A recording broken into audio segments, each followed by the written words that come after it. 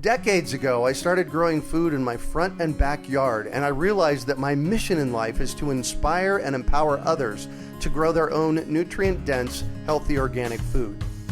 Because of this, a lot of people have come to me with their gardening questions over the years, and that got me thinking, what if we put together a community that would help budding gardeners blossom? So I finally made the idea a reality with my Urban Farm U member program. Each month, your membership includes 3 live online events, a monthly class, a chit-chat with an expert, and a monthly coaching session, plus access to the experts on our member page and a significant discount on our signature courses. I'm deeply committed to transforming our global food system, and I do this by empowering you to grow your own food. The Urban Farm membership program is a simple way to get going. Please join me in transforming your food system today. To learn more, go to urbanfarmmembership.org or text membership to 33444. That's urbanfarmmembership.org or text membership to 33444. You're listening to the Urban Farm Podcast, your partner in the Grow Your Own Food revolution. Whether you've just been introduced to urban farming or you're a lifelong advocate, we're sure you'll leave feeling more informed, equipped, and empowered to dig deeper into the soil of your local food economy. With you every step of the way, here's your host, Greg Peterson. Today on the Urban Farm Podcast, we have Karine Kuchipudi of Vegan Blondes to talk about her experience with going vegan and eating healthy. Karine was once an extreme carnivore, and she happily ate sweetbreads, blood pudding, lots of meat, including game, and all kinds of raw meats. Food was her life. She had a catering business and organized dinner parties that would have made a vegan faint. That's cute. Life was spent in the kitchen, and life was good. Then she embarked on her vegan journey just over a year ago to combat a significant skin issue. She started first by eating fruits and vegetables in large quantities, but she struggled from low energy levels. Then she tried the paleo diet, which did not work out, so she started educating herself about plant-based proteins. Education was the key to her success, and 2 pillars of veganism became important to her: mercy for animals and protection of the environment. Grains, seeds, and nuts are now the biggest part of her diet, while she is striving to achieve a complete plant-based diet. She loves whole and natural ingredients and wants to show others how a vegan diet can be fun, easy, and delicious. Welcome to the show today, Karine. Hi, Greg. Thank you so much for having me. Absolutely. So I shared a bit about you. Can you fill in the blanks for us and share more about the path you took to get where you're at now? Well, it all started, like you said, I had the major skin issue for me was acne. And it started when I was a teenager, obviously, like most people. And then people kept telling me, you'll see when you're pregnant, your skin's going to clear up, you're going to have that pregnancy glow. But for me, it never happened. On the opposite, I was covered in acne from my lower back all the way to my hairline. It was really crazy. And then people told me, oh, you'll see when you have the baby, your hormones will balance again and you'll get back to your beautiful skin. But that, again, did not happen. So I started, that's when I kind of started educating myself a little bit more. And that's when you start looking at, the major thing is what we ingest, obviously. So I started focusing my energies on that. I started reading. I got a bunch of books. Obviously, the internet is a beautiful tool, but there's also a lot of, things that you should leave on there. Yeah. So basically, that was what kind of started my questioning when it comes to our food system. And when you started questioning it, what kind of things did you find? Oh, so many things. Yeah. How long is this podcast? Oh, we can talk for hours. That's fine. No. It just started, because if one of the, you mentioned the pillars of veganism, one of them is obviously the mercy for animals. We all kind of grow up with knowing that, we do kill animals to survive. That's part of our culture. However, when you start questioning yourself and questioning what you ingest and where it comes from, and you start doing research, you start a little bit doubting if the people that are ingraining that system into us, you start doubting what they're saying, you start questioning what big farm or big agriculture, all these people. And then that's when you really start your research, and that's when that's when the three pillars kind of got together, because I had the health, which was my acne. That's the main reason why I started on my vegan journey, right? Was the health one. But then when you start your research, then you start having the animal welfare that comes in, and then you start seeing a bunch of horrible stuff. I'm going to spare you the details, but and then there's the third pillar, which is the environment. And then you realize that our food system cannot continue to survive the way it is right now. It's not efficient. It doesn't help the world hunger. There's many things that we have to do right now, and I think it's a crucial time right now for veganism and for all this grow your own food. And I think we're at that point right now where something needs to be done. Right. How does being a vegan impact your health? I can completely get, and okay, so the caveat here is that I've been mostly vegan now for the past 65 days after I had a conversation with a medical doctor about it. Congratulations. Thank you. So I'll just be upfront with everybody about that. I'm trying an experiment here, but I've never really, until I had that conversation with Dr. Loomis, I really didn't get the whole veganism thing. I mean, because being a vegetarian is just the same, right? Well, yes and no, because I think that the milk industry, the dairy industry is a big, in my case, for acne and for hormonal imbalance, the dairy industry was the big culprit in my case.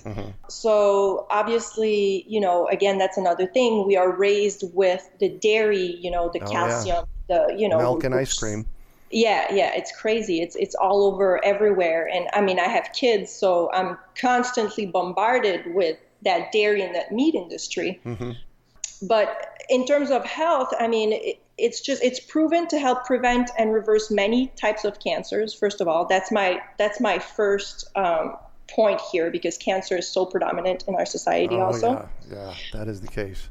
Yeah, so there's many things. I mean, if you think about prostate cancer, colon cancer, ovarian cancer, breast cancer, a lot of these cancers can be either treated or even reversed with a diet that's adapted to your lifestyle and to your health. And then you can also lower your blood pressure easily with a different type of diet, because obviously we know that meat does clog arteries. I mean, that has been admitted by the government last year.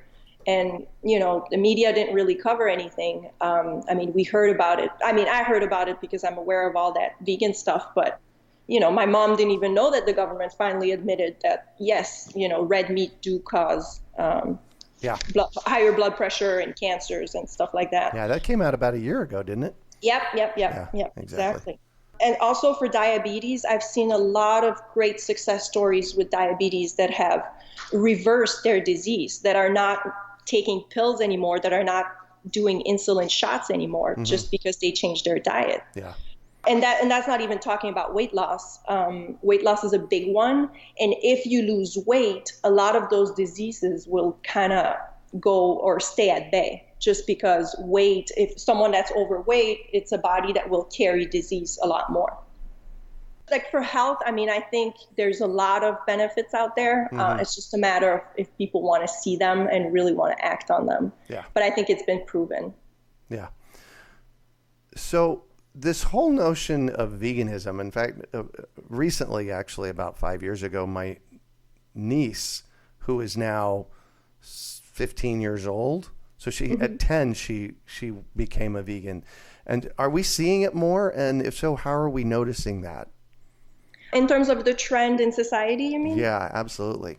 Well, it's very driven. The movement is very driven by millennials, obviously, because they're the ones right now that are the purchasing power, if you will. Yep. So they're driving the movement a lot, but you see a lot of people that are even from the older generation that are kind of understanding the benefits. The kids obviously are also, I bought 2 books last week for my kids. One is called V is for Vegan, and the other one is called That's Why We Don't Eat Animals. It's from Ruby Roth. They're great books. Cool. And it's just, because like I said, we're constantly bombarded by the dairy and the meat industry. Yeah. And it's hard sometimes, even though I explain to my kids what it is to eat well and what it is to be vegan. When kids see that in a book, I feel like it has a lot of power just because kids put so much trust into books and education. Mm-hmm. So those are great books that for someone who needs to kind of make this more kid-friendly, if you will. Well, that's an interesting dilemma that we have. I talked to somebody the other day who is a vegan and her husband's a carnivore. Mm-hmm. So how do we integrate that in a lifestyle? I mean, I lucked out because my sweetie Heidi is she kind of leans toward that direction, so we're both real supportive of each other. So is your entire family vegan? We are now. It started obviously when I started vegan. We had a few, we bumped heads a little bit, but I still kept at the beginning. I still felt comfortable cooking my stuff and putting, let's say, a fish on top for my husband. However, he realized that everything I was cooking was so good and so filling and so wholesome with the grains and the beans and everything that you need in a meal, that he realized he didn't need the meat or the fish anymore. So now what we do is at home we're vegan, and when we go out, he does fish or dairy, or he loves dessert. So obviously dessert is his thing.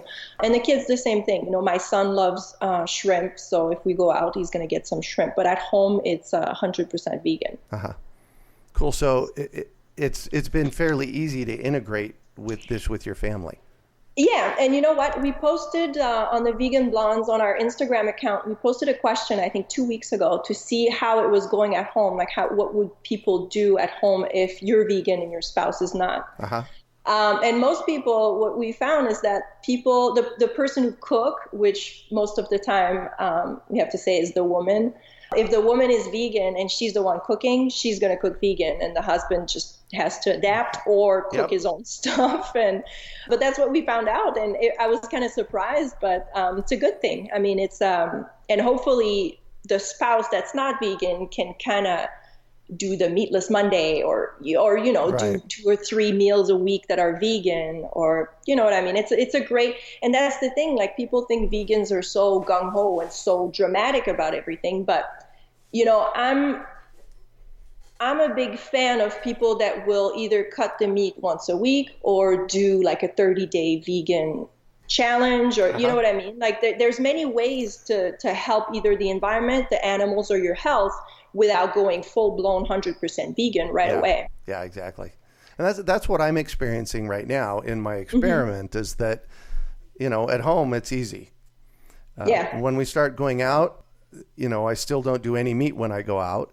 And I'm finding that it's not so hard to find, at least vegetarian things out there. Vegetarian is very easy to find. It's very easy. And then vegetarian without milk products, that's not so bad either. So it's been an interesting experiment, I'll tell you. It is a journey. that it is. So let's talk about your website. I'm peeking at it right here. It's veganblondes.com. That's correct. So how long and why? We started veganblondes.com in June, this past June. So it's fairly recent. We started because, well, first of all, if you go back before my vegan journey started, I lived in Chicago. I had a catering business, like you mentioned. In the beginning, I was all over everything, the French food, and, I was discovering the world of food, if you will. Right. So that started a little bit like that. And then to bring it to here, I moved to Arizona, and I feel like that's maybe it's a coincidence, but for me, that's when it kind of started, because that's when I got involved into gardening. That's when I had that interest. And then if you put gardening and the veganism, and it kind of all made sense, you know? Right. So I had a website back in Chicago that was called plumpepper.com. That's when I had my catering business, and we're doing crazy dinner parties and with a lot of meat and dairy. Uh-huh. And then I switched the Plum Pepper website to a blog format. And then when I started my vegan journey about a year ago, I started documenting everything that I would taste, everything that I would do, how it was going, the trips we were taking, what I was eating. And people kind of liked everything that I was doing. So I'm like, wait a second, like, let's just make it really about being vegan, like not just, you know, stories around the world or whatnot. And then my friend Catalina, which is the other half of the Vegan Blondes, also she stopped meat maybe 3 or 4 years ago, but she started her vegan journey about the same time as I did. And we've been best friends for 15 years. So it just came kind of together. It was very easy. It just happened. And then we're like, oh yeah, we're both blondes. It's like the Vegan Blondes. That should be, you know, it's self-explanatory. We're vegan, we're blondes. That's it. Nobody asks questions, you know, it's very simple. So across the top, we have soups and stews and pastas and grains and salads and snacks and vegetables. So it looks, and desserts, can't forget the desserts. Yeah. So it looks like your, shall we call this a food blog? With recipes? Yeah. Yes, it is. It is. Those are all our recipes. It's if we take a recipe from somewhere, or if it's a riff on someone else's recipe, we're going to reference that. Mm-hmm. But most of the recipes on the blog are our recipes that we created and that we want the world to experience. Cool. Tell us about one of your particularly favorite ones. There's something that I do every week. It's not necessarily a recipe, but I grill every week. And people are like, you're a vegan, you're grilling? I'm like, yeah, every single week on Sunday, I go to the farmer's market, I get all my stuff, and I grill a feast with, I do a big kale salad that you can put your veggies on with pepitas and cilantro pesto, and it's wonderful. And if we have friends over, it's the perfect thing. Even the meat eaters are like, oh my God, I'm stuffed. This is so good. It's just to die for. That barbecue is just so good. Barbecued vegetables. Oh, yes. I've actually done that before. How did you do it? It's just, you know, for me, I'm a very simple. I love the quality of the ingredients. So I don't dress my vegetables too much. Just olive oil, salt, and pepper. I have fresh rosemary growing, so I usually put that on, or some fresh thyme, and I just go and grill. Nice. Very, very easy. Now, so when I'm grilling veggies, what I do is I put them in this nice little, well, what I've done in the past is tin foil, but I don't do that anymore. But so like in a pot or a crock pot, and I grill it that way. Okay. Are you actually putting them on the grill like you would put steak on the grill? Yep, same way, same way. And I have to tell you, those portobello caps on the grill are they're like a steak. They're fantastic. Yeah. Fantastic. Yeah. You know, that's probably one of your big food pieces in being a vegan. I know it is for us, that we eat a lot of mushrooms. Yeah, I love mushrooms. Yeah. And that's the thing also with you know, vegan. Some people, I mean, you can have a very unhealthy vegan diet, especially now how the world is coming. Oh, yeah. You know, the news of Tyson that acquired some stakes in Beyond Meat, the famous meat alternative burger company. So, you know, there's a lot of stuff out there in the frozen aisle that is vegan. And there's a big difference, I feel, between vegan and plant-based. So tell us about that. That was actually going to be my next question. So you beat me to the punch. Oh, sorry. No, yeah. It's good. Because to me, you know, people are like, oh, you're vegan. But yes, I'm vegan for many different reasons, but what I eat is mostly plant-based. And that's two very different things. And I'll give you just the Oreo example, because that just explains it all. Perfect. An Oreo cookie is vegan, but it's not plant-based, and it's not healthy.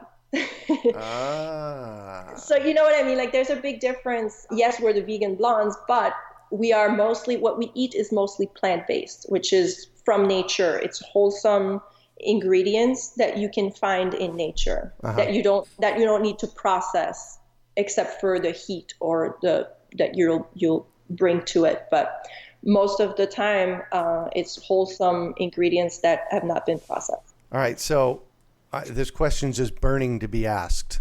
Yes. What's in an Oreo?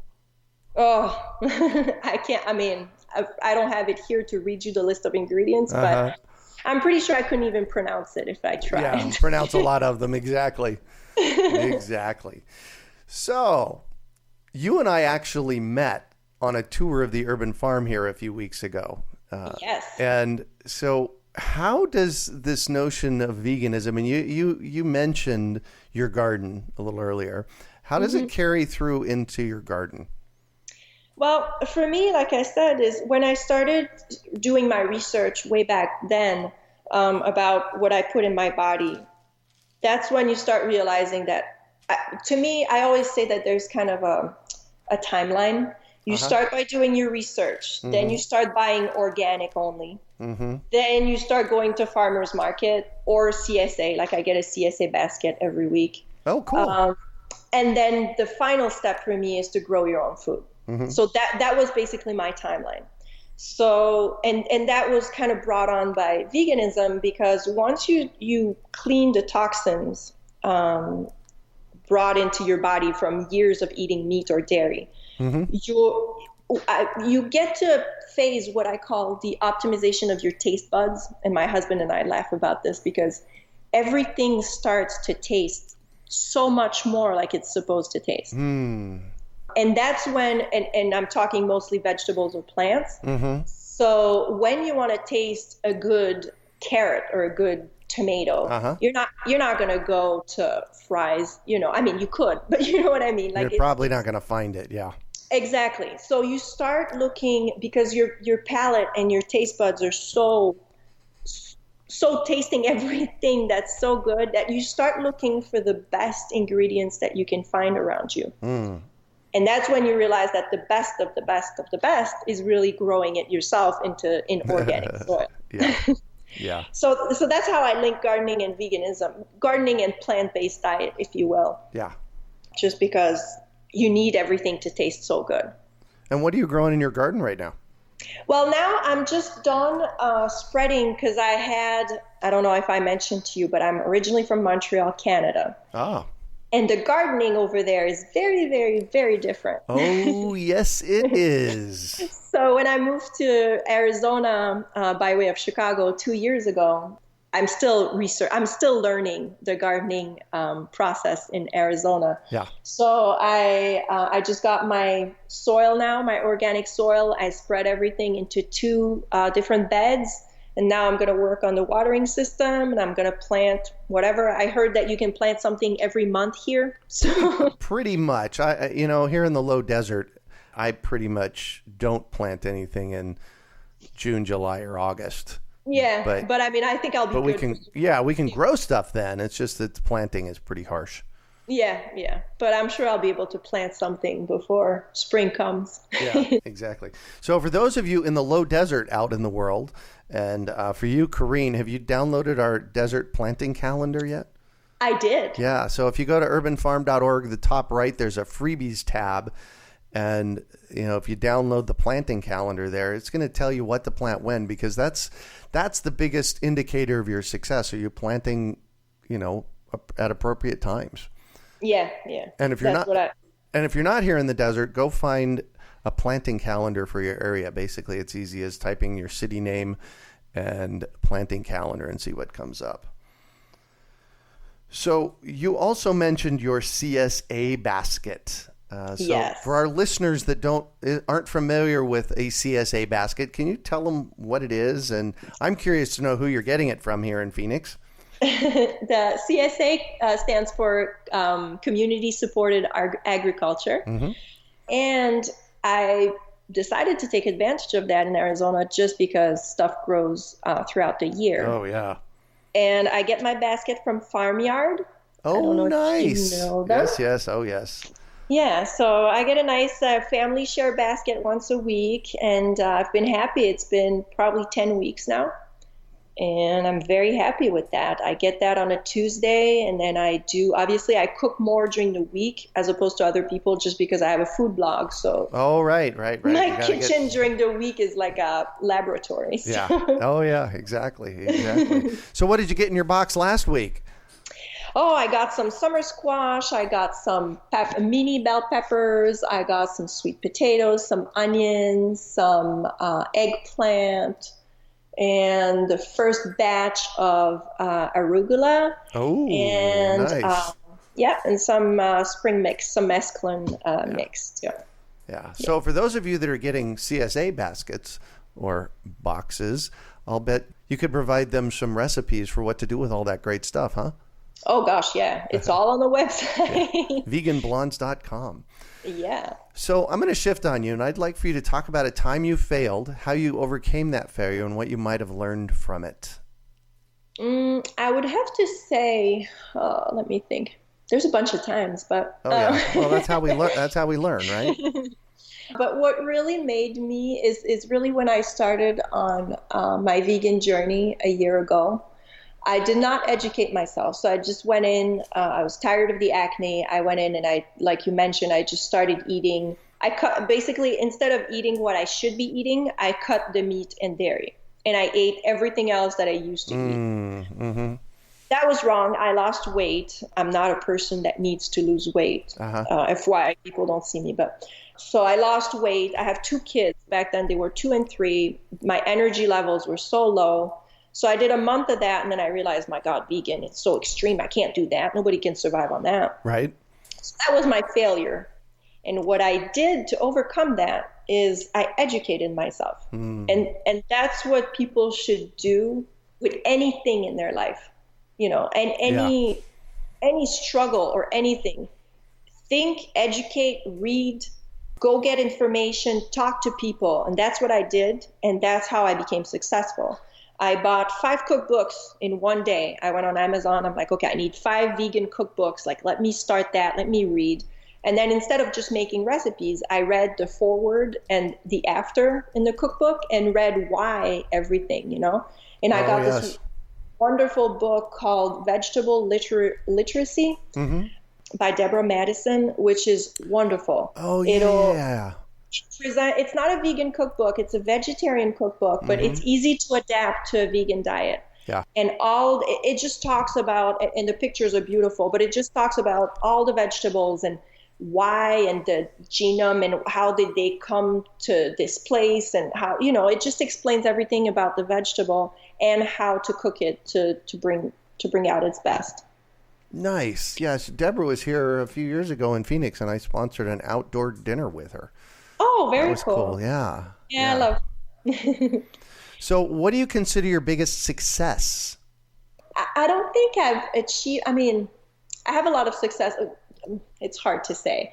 I think I'm on the way to success in terms of my mission right now, which is spreading vegan recipes and plant-based food to the world. However, one of my biggest success, I would think, in this kind of area would be the way that my kids love kale, the way that they ask for frika for dinner, the way that they, what I mean? Like the way that their palate is so diverse. Oh, yes. And so accustomed to things that kids would not even look at.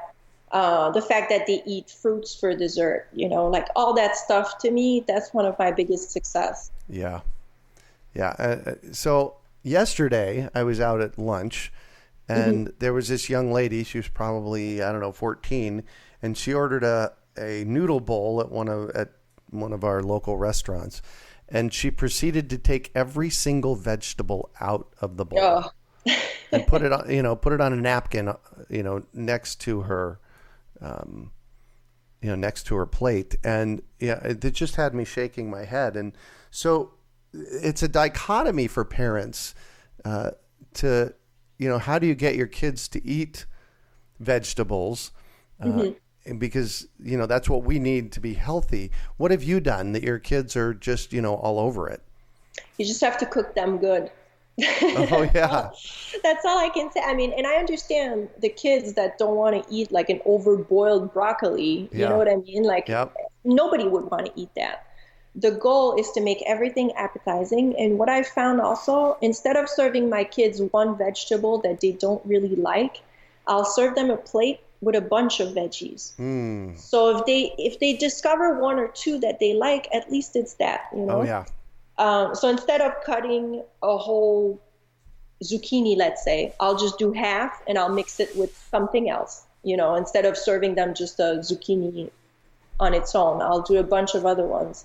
My daughter's addicted to red bell pepper. Oh, well, that's a good thing to be addicted to. Right? And that just happened because there was a mix of vegetables in the plate one day and she picked on that one and she was happy and now she asks for it all the time. Nice. So it's just little things like that. It's to expose them as much as possible and to make recipes that just enhance the vegetables, not just, you know, here, eat your veggies and it has to be quick, you know. It has to be good. You have to eat with your eyes first of all. Oh, yes. And kids are the same way, you know. Yeah. They're no different than us. Yeah, exactly. Exactly. So what drives you? What's your big why behind all of this? It's hard to explain because for me it came as not only as a food change, it came as a spiritual and emotional change too. Mm-hmm. Just because we're so close to our diet, it means so much to us as a society. I mean, you know, there's so many fads and diets here and there. Yeah. So what we consume every day probably makes for 70% of people's conversation. So to me, it's really to enhance this as much as I can for myself and share my experience and my kids' experience to as much people as I can and show them that you can really, really cook vegetables and grains and beans and legumes and all these things so that they taste fabulous. Yeah. And to show them that, you know, because there's that big protein myth and that big iron myth that the dairy industry and the meat industry fed us for so long. My husband cycles probably 40 miles every morning. Wow. And he's on a vegan diet. He's, you know, and he's never felt so good. And that's, you know, that just destroys your protein myth right there. He used to be on so much protein and the protein shakes and this and that. And now he's at his best in terms of athleticism and he's on a vegan diet. Yeah. So there's so many things like this that if you don't educate yourself, you're still going to think you need 45 grams of protein a day, of animal protein a day. Right. So my goal is really to get out there and touch as many people as I want with that truth and with recipes that can equip people. Because it's one thing to say, oh yeah, I'm going plant-based, but I did my education. I did my, you know, I had the background in cooking, but people can still follow recipes and try different things and realize that it's not longer, it's not more expensive. If anything, it's cheaper. To go vegan. Right. And yeah, it can be fast, cheap, and easy. There's no question about that. Yeah. Yeah. Cool. So that's what moves me. Yeah. So I'm all about education, and I have to know: is there one book that's been influential for you in your life on this process? Like I mentioned, Deborah Madison's book earlier. The cookbook that I really, really discovered vegan recipes from is the Oh She Glows cookbook from Angela Liddon. She's another Canadian girl, and she also went vegan for health reasons back then. And then she has a few cookbooks right now that are out. But she's one that has really accessible recipes. She's the one that really I went into and read and tried some stuff and then realized that yes, veganism was for me. I could do this. Like it was something that I was able to do. And I think she makes it very attainable. So I think for anybody who wants to try that, I think that's a very good one. Cool. What was the author's name on that again? Angela Liddon, Liddon. Liddon. Okay, cool. Yeah. Was there another one you had? I have also another one, which is the Modern Vegetarian Kitchen. That's from Peter Burley. Oh. Again, it's a vegetarian cookbook, but some of my best dishes also, besides my own recipes, but some of my best dishes have come out from Peter's recipe. They're great. They're easy to adapt to vegan. Mm-hmm. And they have more of that French cuisine twist to them. Like they use more of the old techniques, which is what I was used to back then. And they apply that to vegan cooking. Yeah. Wow. So it's very, very interesting. So it sounds to me like the biggest thing with being a vegetarian and then carrying it on into being a vegan is just setting cooking processes in place or preparing processes in place that have us create awesome tasting food. Exactly. And it's to discover ingredients too. That's another thing I realized. My pantry now has a bunch of different compartments with little box in there where I put all my grains, because I probably have 16 different types of grains and 12 different types of beans, stuff that I did not necessarily cook with before. Right. So you really have to change your whole pantry and change the way that you approach food in order for it to work and for you to get all your nutrients on a daily basis. Have you tried mesquite flour yet? Not yet. Oh my gosh. The mesquite trees, they grow wild. And I know. I have a few on my property and they grow so fast. Yeah. They grow fast and they put off these hard beans, bean pods. And the best way to figure out what they taste like is when they're dry on the tree, you grab one, break it in half, and just nibble on the end of it. And that'll give you an idea of what it tastes like. And some of them taste horrendous. And others taste, just like molasses. They're just sweet. And so we actually, Heidi and I actually use mesquite flour a lot in our cooking. Oh, really? And you make it yourself, or can you buy it in Arizona? It's hard to find if you're going to buy it, so you have to grind your own, which is a process in itself. Very cool. So, that's good to know. Yeah. So what one final piece of advice do you have for our listeners?